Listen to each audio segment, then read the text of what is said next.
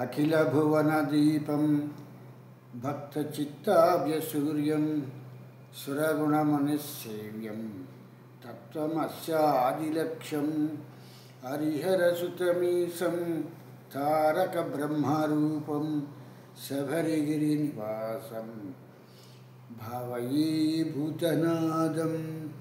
స్వామి శరణమయ్యప్ప.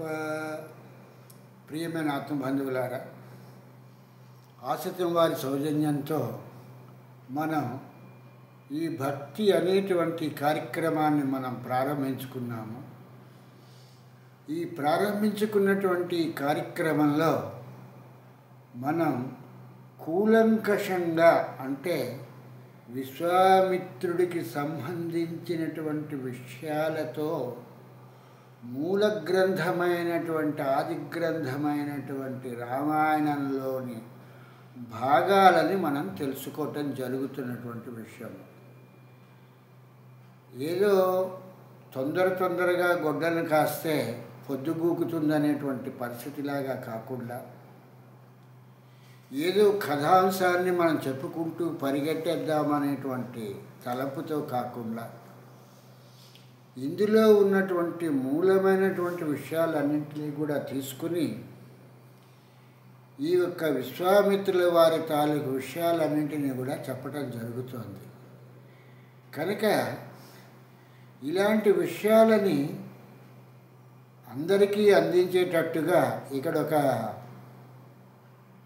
మాట చెప్తారన్నమాట. ఏమని చెప్తారంటే, విజ్ఞానము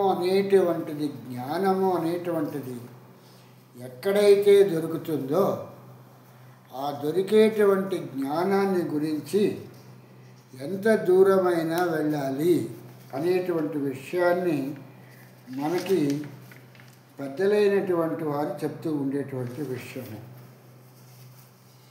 మనకి తెలిసినటువంటి జ్ఞానాన్ని మనతోనే ఉంచేసుకోకుండా ఇతరులకి కూడా పంచటము అనేటువంటిది ఇది ఒక తపస్సు లాంటిది అని చెప్పేసి అని అంటారు. తపస్సు చేస్తే ఎంత పుణ్యం వస్తుందో అలాగే మనకున్నటువంటి జ్ఞానాన్ని, మనం తెలుసుకున్నటువంటి మంత్ర రహస్యాలని వేరే వాళ్ళకి, జిజ్ఞాస ఉన్నటువంటి వాళ్ళకి చెప్పి వాళ్ళతో పంచుకుంటే అది ఎంతో మనకి ఆనందదాయకంగాను, దాని మూలంగా విరాట్ పురుషుడి తాలూకు ఆశీస్సులు ఉంటాయి అని చెప్పేసి అని ఆర్యులు చెప్పేటువంటి మాట. ఈ యొక్క జ్ఞానం పొందడానికి ఇతరుల దగ్గరికి వెళ్ళి వాళ్ళ ఇంట్లో కష్టపడి పని చేసైనా సరే, వాళ్ళ ఇంట్లో ఉన్నటువంటి పనులని తను స్వయంగా చేసైనా సరే, ఆ ఒక జ్ఞానంలో ఉన్నటువంటి వారి దగ్గర నుంచి జ్ఞానాన్ని పొందమని చెప్పేసి అని ఉపనిషత్తులు, అరణ్యకములు చెప్తున్నటువంటి విషయము. సర్వదా శక్తి కనిపిస్తుంది అని చెప్పేసి అని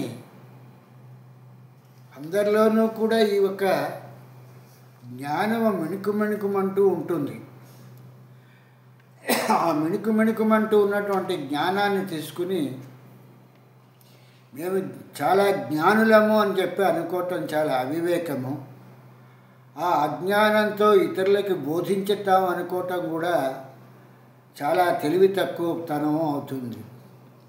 ఇటువంటి విషయాలన్నింటినీ తీసుకునే మనకి ప్రశ్నోపనిషత్తులో కూడా ఈ యొక్క పిప్పలాయనుడి దగ్గరికి 6 శిష్యులు వచ్చినప్పుడు ఆయన దగ్గర ఉన్న జ్ఞానాన్ని ఆర్జించడానికి వాళ్ళు కూడా మహా ఋషులే, వాళ్ళే మామూలు వాళ్ళు కాదు.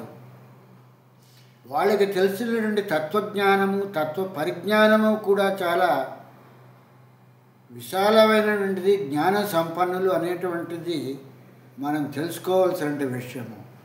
అంతకన్నా కూడా ఈ పిప్పలాయన మహర్షి అనేటువంటికి ఇంకా జ్ఞానం ఉన్నది అనేటువంటి విషయాన్ని మనకి ప్రశ్నోపనిషత్తు చెప్తున్నటువంటిది. ఈ 6 కూడా వచ్చి ఈ యొక్క పిప్పలాయనుడిని ఆశ్రయించడం జరిగింది. వీళ్ళకి తనకున్నటువంటి జ్ఞానాన్ని ప్రసాదించి, జ్ఞానాన్ని అంటే ఆ విద్యని ప్రసాదించి, 1 సంవత్సర కాలమైన తర్వాత మీరు నన్ను ఏమన్నా ప్రశ్నించదలుచుకుంటే ప్రశ్నించండి అని చెప్పేసాను అంటే 6 ప్రశ్నలు అడిగినటువంటి దాన్ని ప్రశ్నోపనిషత్తు అని చెప్పేశారంటారు.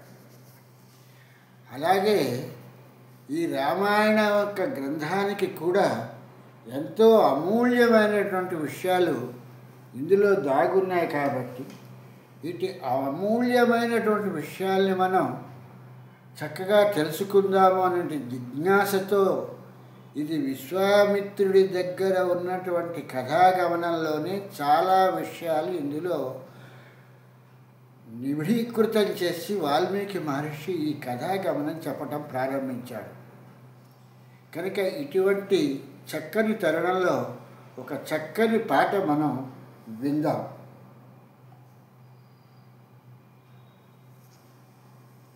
ఇక్కడ ఈ యొక్క విశ్వామిత్రుల వారు ఏం చేశారంటే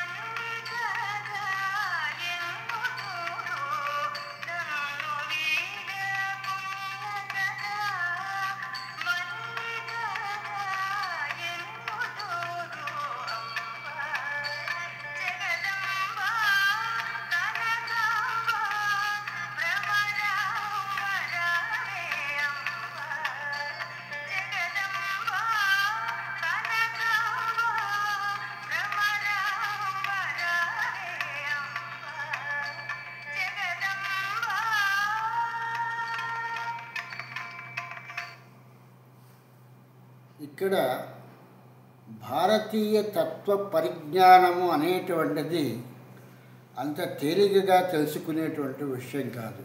నేటి నుంచి మనకి విజయదశమి అనేటువంటి ఈ అమ్మవారి తాలూకు ఆరాధన అంతా కూడా నేటి నుంచి ప్రారంభమైనటువంటిది. ఇటువంటి తరుణంలో మనం ఈ యొక్క అమ్మవారి పాటతో శుభసూచకంగా ఈ యొక్క విషయాలన్నింటినీ కూడా మనం కూలంకషంగా తెలుసుకుందాము. ఈ యొక్క భారతీయ తత్వ పరిజ్ఞానంలో ఎలా ఉంటుందంటే, కథలు చెప్పేటప్పుడు విశ్వామిత్రుడు మేనకతో ఉన్నాడు అని చెప్తారు. అలాగే ఈ అయ్యప్ప అనేటువంటి జననానికి వచ్చేటప్పటికీ శివుడికి మహావిష్ణువుకి కలిపి ఈ అయ్యప్ప అనేటువంటి వాడు జనించారు అని చెప్తారు. వీటిలో దాగి ఉన్నటువంటి అంతర్పరిజ్ఞానమే ఈ యొక్క తత్వ పరిజ్ఞానము అని అంటారు. ఈ తత్వ పరిజ్ఞానము తెలియనంతసేపు కూడా ఈ కథ అంటే ఇలాంటి కథలన్నీ కూడా ఎలా ఉంటాయంటే, ఈ తత్వ పరిజ్ఞానాన్ని మనం జ్ఞానాన్ని పొందనంత కాలము అవిద్యలో ఉంటున్నంతసేపు ఈ కథలు ఇలాగే ఉంటాం. ఆ మోహిని రూపంలో వచ్చినటువంటి ఆ యొక్క విష్ణువుని చూడగానే శివుడు ఇంత జ్ఞానం కలిగి ఇంత తపస్సు చేసేటువంటి ఈ యొక్క ఈశ్వరుడు ఆ యొక్క మోహిని వెనకాతలు వెళ్ళిపోయాడు, ఆవిడ్ని మోహించి ఒక పిల్లాడిని కన్నాడు అనేటువంటి కథ మాత్రమే మనం వినగలుగుతాం.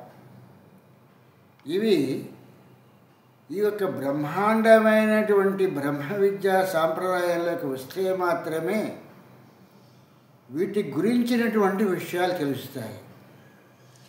అలాగే వాల్మీకి మహర్షి విశ్వామిత్రుడి గురించి రాస్తూ మేనక వచ్చిందని ఆ మేనకతో ఉన్నారన్నంత వరకు చెప్పటం జరిగింది. అక్కడితో ఆయన మిగిలిన కథాగమనాన్ని ముందుకు తీసుకెళ్లారు వాల్మీకి మహర్షి. కానీ వ్యాస భగవానుడు ఒక అడుగు ముందుకు వేసి భారతీయ తత్వ పరిజ్ఞానానికి పరీక్ష అన్నట్టుగాను విశ్వామిత్రుల వారు మేనకతో ఉన్నట్టుగా మేనకకు ఒక ఆడపిల్ల పుట్టింది, దాని పేరే శకుంతల. ఆ శకుంతల కొడుకే ఈ ఒక భరతుడు. ఈ శకుంతల దుష్యంతుడిని వివాహం చేసుకుంది అనేటువంటి ఈ కథాగమనాన్ని తత్వ పరిజ్ఞానంలో చెప్పటం జరిగింది. ఇది అంత తేలిగ్గా బ్రహ్మ విద్య తెలిసినటువంటి గురువులు కూడా చెప్పరు. వాళ్ళు శిష్యులుగా వచ్చి శిష్యరికం చేస్తున్నప్పుడు మాత్రమే ఇందులో ఉన్నటువంటి రహస్యాలన్నింటినీ కూడా విశదీకరించడం జరుగుతుంది. అట్లాగే ఇక్కడ విశ్వామిత్రుల వారు విరాట్ పురుషుడి తాలూకు ప్రతిరూపమైనటువంటి ఈ రామలక్ష్మణులను తీసుకుని తన యాగ సంరక్షణార్థము వీళ్ళని తీసుకుని వెళ్తూ సరయూ నది ఒడ్డున ఈ రామునికి బల అతిబల అనేటువంటి ఈ విద్యల్ని చెప్పేటప్పుడు ఆ సరయూ నదీ తాలూకు జలాల్ని తీసుకుని ఉంటే నేను ఈ మంత్రం చెప్తాను, ఈ మంత్రం వినటం మూలంగా నీకు బలం వస్తుంది, నిన్నెవరూ ఎదిరించలేరు, నిన్ను నిద్రపోతున్నా కూర్చున్నా నుంచున్నా అన్నట్టుగా ఏ పరిస్థితిలో కూడా ఎవరూ కూడా నిన్ను ఎదిరించలేరు, నీ అంత తెలివి గలవారు ఇంకెవరూ కూడా ఈ 3 లోకాల్లో కూడా ఉండరు అనేటువంటి విషయాన్ని చెప్తూ విశ్వామిత్రుల వారు తను ఈశ్వరుడి దగ్గర నుంచి నేర్చుకున్నటువంటి ఆ ధనుర్విద్యలో ఉన్నటువంటి బల అతిబల అనేటువంటి ఈ 2 మంత్రాలని రాముడికి చెప్పటం జరిగింది. అంటే విరాట్ పురుషుడికి ఒక సైకిల్ అన్నమాట. ఇది తనకి ఈశ్వరుడు చెబితే ఈశ్వరుడు చెప్పినది మళ్ళీ తిరిగి విష్ణువుకి చెప్తే విష్ణువు నుంచి అది ఒక సైకిల్ కింద వస్తుంది. కాబట్టి ఇది విశ్వామిత్రుడి తాలూకు కథలో వాల్మీకి మహర్షి ఇమిడ్చి రాసినటువంటి కథాగమనం. లేకపోతే రాముడికి తను ఆ ఒక మంత్రాలు చెప్పవలసినటువంటిది ఏంటి? రాముడిని తన యజ్ఞాన్ని కాపాడటానికి రమ్మని చెప్పినటువంటి విశ్వామిత్రుల వారు పోనీ రాముడు అంతకు పూర్వం ఎవరి వద్దన్నా ధనుర్విద్య నేర్చుకుని చాలా గొప్పవాడిగా ఉన్నాడా అంటే ఏమీ లేదు. పిప్పలాయనుడు ఎటువంటి విషయాన్ని చెప్పాడో అటువంటి విషయాన్నే తీసుకుని నానా గురువుల దగ్గరికి వెళ్ళి నానా విషయాలు నేర్చుకుని ఎటు పనికి మాలినటువంటి వాడు వచ్చి ఆశ్రయిస్తే వాడికి తత్వజ్ఞానాన్ని చెప్పడం చాలా కష్టమైన విషయము. అందుకే పిప్పలాయనుడు ఏం చెప్పారంటే ఈ వచ్చినటువంటి 6 శిష్యులకి కూడా మీరు నేర్చుకున్నటువంటి పరిజ్ఞానము మీ జ్ఞానము పక్కన పెట్టండి. నేను చెప్పేటువంటి విషయాన్ని మీరు సంవత్సర కాలము విన్న తరువాత మాత్రమే మీరు నన్ను ప్రశ్నించండి తప్పితే మధ్యలో ప్రశ్నించకండి అని చెప్పేటువంటి విషయాన్ని పిప్పలాయనుడు చెప్పడం జరిగింది. అదే మాదిరిగా ఇక్కడ రాముడికి గురువు అంతకు పూర్వం ఎవరున్నారు, ఈయనకి ధనుర్విద్య ఎవరు నేర్పారు అనేటువంటి దాన్ని వాల్మీకి మహర్షి ఎక్కడా కూడా మనకి పేర్కొనలేదు. దశరథుడి దగ్గరికి వెళ్ళి విశ్వామిత్రుడు రాముడిని ఇమ్మనమని తీసుకొచ్చి అతనికి బలముంటే కదా రాక్షసుని ఎదిరించినా లేకపోతే మానవులను ఎదిరించినా దుర్మార్గులను ఎదిరించినా అనేటువంటి పరిస్థితి ఏర్పడుతుంది. కనుక ఈ విశ్వామిత్రుల వారు తను నేర్చుకున్నటువంటి శివప్రసాదితమైనటువంటి యజుర్వేదంలో నుంచి వచ్చినటువంటి ఈ బల అతి బల అనేటువంటి ఈ మంత్రాలని నేర్పి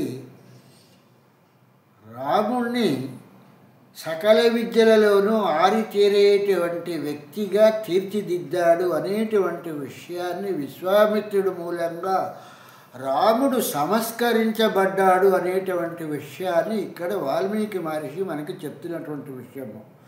కులగురువైనటువంటి వశిష్ఠుల వారు ఉన్నప్పటికీ కూడా వశిష్ఠుల వారి తాలూకు బోధన వశిష్ఠ గీత వరకు కూడా ఎక్కడా కూడా వశిష్ఠుల వారు రాముడికి ఇలా హితబోధ చేశారు అనేటువంటిది లేదు. కర్తవ్యపూరితం గురించి మాత్రమే వశిష్ఠుల వారు వశిష్ఠ గీతని ప్రవచించడం జరిగింది తప్పితే అంతపూర్వం ఇంకే విద్యల గురించి కానీ విజ్ఞానాన్ని గురించి కానీ రాముడికి ఉపదేశం చేసినట్టుగా ఎక్కడా కూడా వాల్మీకి మహర్షి రాయలేదు. ఇటు వశిష్ఠుల వారు బ్రహ్మ ఋషి, ఇటు విశ్వామిత్రుల వారు కూడా బ్రహ్మ ఋషి. కనుక బ్రహ్మ ఋషి సాంప్రదాయంలో ఉన్నటువంటి ఈ యొక్క మహర్షి అయినటువంటి విశ్వామిత్రుడు ఇది చాలా చక్కనైనటువంటి పాఠము. ఈ పాఠాన్ని కానీ మనం అర్థం చేసుకోలేకపోతే ఇక్కడ ఎలా ఉంటుందంటే కథాగమనంలో వెళ్ళిపోతే కథ విన్నట్టుగా ఉంటుంది, సొల్లులాగా ఉంటుంది తప్పితే గాడిద గంపుడు ఒక బొక్కిందని ఉంటుంది తప్పితే వేరే విధంగా ఉండదు. విరాట్ పురుషుడు తన తాలూకు ప్రతిరూపమైనటువంటి బ్రహ్మ విష్ణు మహేశ్వరులుగా విడతీస్తే ఈ చాతుర్వర్ణంలో నుంచి వచ్చినటువంటి క్షత్రియ వర్ణంలో వచ్చినటువంటి విశ్వామిత్రుల వారు ఈశ్వరుని ప్రార్థించి ఈశ్వరుని తపస్సు చేసి ఈశ్వరుని వద్ద నుంచి యజుర్వేదంలో ఉన్నటువంటి విద్యను నేర్చుకున్నాడు. అంటే బ్రహ్మస్థానానికి తీసుకొచ్చుకున్నాడు. బ్రహ్మస్థానానికి వచ్చిన తర్వాత మళ్ళీ ఈ యొక్క విద్య మళ్ళీ ఈ యొక్క విష్ణువు దగ్గరికి బ్రహ్మ విష్ణు మహేశ్వరులు అన్నట్టుగా ఆ సైకిల్లోకి వెళ్ళాలి. కాబట్టి అందుకని మళ్ళీ విరాట్ పురుషుడి ప్రతిరూపము లేకపోతే విష్ణు ప్రతిరూపమైనటువంటి ఈ రాముడికి ఈ బల అతి బల అనేటువంటి విద్యలేననేటువంటి దాంతో ఈ యజుర్వేద విద్యని చెప్పటానికి సరయూ నదీ జలాల దగ్గర దక్షిణ ప్రాంతంలో ఆయన చాలా బాగా రాస్తున్నటువంటి విషయము వాల్మీకి మహర్షి. దక్షిణం నుంచి ఉత్తరానికి మాత్రమే మ్యాగ్నెటిక్ వేవ్స్ వెళ్తాయి. ఇప్పుడు మన శాస్త్రజ్ఞులు చెప్పినటువంటిది. ఆ రోజుల్లో ఋషి పుంగవుడిగా ఆయన తెలుసుకున్న విషయం ఇదే. ఆయన తపస్సు చేసినప్పుడు మాత్రము ఉత్తర దిక్కు నుంచి తిరిగి దక్షిణ దిక్కుకు వచ్చి, దక్షిణ దిక్కు నుంచి పడమర దిక్కుకి వెళ్ళి, పడమర దిక్కు నుంచి ఉత్తర దిక్కుకు వచ్చి, ఉత్తర దిక్కు నుంచి తూర్పు దిక్కుకు వచ్చారు. అంటే వేవ్ ఫామ్స్ ఎలా వెళ్తున్నాయి అనేటువంటి విషయాన్ని తెలుసుకోవటానికి మాత్రమే విశ్వామిత్రుడు తపస్సులో చేసినటువంటి ఇది ఒక ప్రక్రియ. ఈ సమయంలో దక్షిణ దిశలో అతనికి ఏ విధమైన ఆటంకము ఏర్పడలేదు. కానీ త్రిశంకుని స్వర్గానికి పంపించడము, ఈయన మేనల్లుడికి యజ్ఞ పశువుగా లేకుండా ఆ ఒక అంబరీషుడి తాలూకు దీనిలో యజ్ఞ పశువుగా ఉన్నటువంటి తన మేనల్లుని రక్షించుకోవటం చేశాడు. మళ్ళీ ఉత్తర దిక్కుకు వచ్చేటప్పటికి మేనకు వచ్చి ఈ యొక్క విశ్వామిత్రుడు మోహించడం, విశ్వామిత్రుడు మోహించబడటము వీటిని చెప్పుకొచ్చారు. అంటే వాల్మీకి మహర్షి ఇక్కడ అంటే ఈ యొక్క కథాగమనాన్ని చెప్పేటప్పుడు విశ్వానికి మిత్రుడు ఎలాగయ్యారు ఈయన అనేటువంటి విషయాన్ని చాలా చక్కగా పరిపూర్ణమైనటువంటి జ్ఞానంతో మనకి చెప్తున్నటువంటి విషయం. కానీ ఆయన ఏదో రంభొచ్చేసింది దాని వెనకాతలు వెళ్ళిపోయాడు, లేకపోతే మేనకొచ్చింది దానికి ఒక పిల్లని కనేశాడు అనేటువంటిది కాదు. ఇందులో ఉన్నటువంటిది తత్వ పరిజ్ఞానం. అంటే దీనిలో ఉన్నటువంటి విషయం చాలా ఎక్కువగా ఉంటుంది. ఇలాంటి కథలే మనకు చెప్పేటువంటిది. శివుడు పార్వతి కలిసి శివతాండవం చేస్తున్నప్పుడు ఆ శివుడి తాలూకు వీర్యము కింద పడిపోతే ఆ పడిపోయినటువంటి వీర్యాన్ని అగ్ని భరించలేక గంగలోకి వదిలితే ఆ గంగలో నుంచి వెళ్ళినటువంటి వీర్యము ఆ రెల్లి పొదలకి తగిలి అక్కడ ఈ సుబ్రహ్మణ్య స్వామి 6 ముఖాలతో ఉద్భవించాడు అనేటువంటి కథాగమనాన్ని చెబితే మనం ఇటువంటి కథలను వినటానికి మనం చాలా ఆసక్తికరంగా చూస్తాం. ఎందుకంటే ఇలాంటి కథల మీదే మన తాలూకు దృష్టి అంతా కూడా ఉంటుంది. అంత గొప్పవాడైనటువంటి విరాట్ పురుషుడి తాలూకు ప్రతిరూపమైనటువంటి రిప్రజెంటేట్స్ అయినటువంటి అతని ప్రతినిధులైనటువంటి బ్రహ్మ, విష్ణు, మహేశ్వరులు అనేటువంటి వాళ్ళు అంత తత్వపరిజ్ఞానము లేకుండా అంత పశుతత్వంలో ఉన్నారు. ఆయన పేరే పశుపతినాథుడు అని చెప్పేసి శివుడికి పేరు, ఈశ్వరుడికి. అంత పశుతత్వంగా ఆయన వీర్యాన్ని కిందకి వదిలిపెట్టేటువంటి పరిస్థితిలో ఉన్నారా? ఈ కథలో చెప్తున్నటువంటి అంతర్భాగం ఏమిటి? ఇటువంటి అంతర్భాగాన్ని ఎందుకు ఇక్కడ చెప్పబడుతోంది? ఈ కథ ఎందుకు ఇక్కడ చెప్తున్నామంటే ఈ విశ్వామిత్రుడితో నడుస్తున్నటువంటి రామచంద్రుడు విశ్వామిత్రుడిని ఒక దగ్గర అడగటం జరిగింది. స్నాన కార్యక్రమాలన్నీ పూర్తి చేసుకున్న తర్వాత ఈ విశ్వామిత్రుల వారు చెప్పినటువంటి మంత్రాన్ని, బల అతిబల మంత్రాలని ఒకసారి పఠనం చేసుకుంటూ వాళ్ళు ముందుకు సాగుతున్నటువంటి సమయంలో వాళ్ళకి ఒక ఆశ్రమం కనిపించింది. ఆ ఆశ్రమం కనిపిస్తే ఆ ఆశ్రమాన్ని చూస్తూనే రాముడు విశ్వామిత్రుడిని ప్రశ్నించాడు, స్వామి, ఈ ఆశ్రమం చాలా మహిమాన్వితంగా కనిపిస్తోంది. ఈ మహిమాన్వితంగా కనిపిస్తున్నటువంటి ఈ ఆశ్రమం ఎవరిది అని చెప్పేసని రాముడు ప్రశ్నించటం జరిగింది. ఈ కథాగమనాలు ఇలా తీసుకున్నప్పుడు వీటి మీద చెప్పుకుని వెళ్తూ ఉన్నటువంటి ఉత్సాహంలో సమయాన్ని కూడా గ్రహించకుండా ముందుకు చెప్పుకు వెళ్ళటం జరుగుతున్నటువంటి విషయము. కనుక ఈ విషయాలు వినేటువంటి వాళ్ళు అన్యదా భావించకుండా వీటి మీద శ్రద్ధ ఉంటే కొంచెం ముందుకి కథాగమనాన్ని తీసుకెళ్ళటానికి అవుతుంది. ఇక్కడికి ఆపకుండా చిన్న బిట్టులాగా చెప్పి అక్కడ ఆపుతాను. అప్పుడు దానికి విశ్వామిత్రుల వారు ఏం చెప్పారంటే, ఇది పూర్వము శివుడు ఇక్కడ తపస్సు చేసుకున్నటువంటి ప్రదేశము. దక్షుడి కూతురైనటువంటి దాక్షాయిని ఆవిడ అగ్ని ప్రవేశం చేసేసిన తర్వాత శివుడు ఇక్కడ తన తపస్సును కొనసాగిస్తున్న సమయంలో మన్మధుడు అనేటువంటి అతను వచ్చి తన బాణాలతో శివుడు చేస్తున్నటువంటి తపస్సుని భగ్నపరిచినప్పుడు శివుడు తన మూడవ కంటిని తెరిచి మన్మధుడిని భస్వం చేసేశాడయ్యా.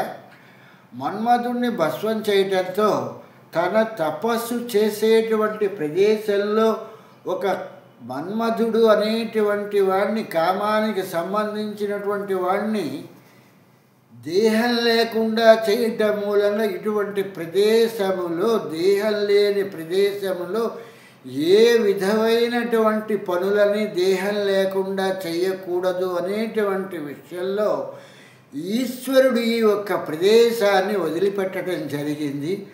ఆ ప్రదేశమే నువ్వు చూస్తున్నటువంటి ఆశ్రమము అని చెప్పేసి చెప్పటం జరిగింది. కనుక ఇక్కడ మనం ఆపుకుని మిగిలిన కథని రేపు మళ్ళీ మనం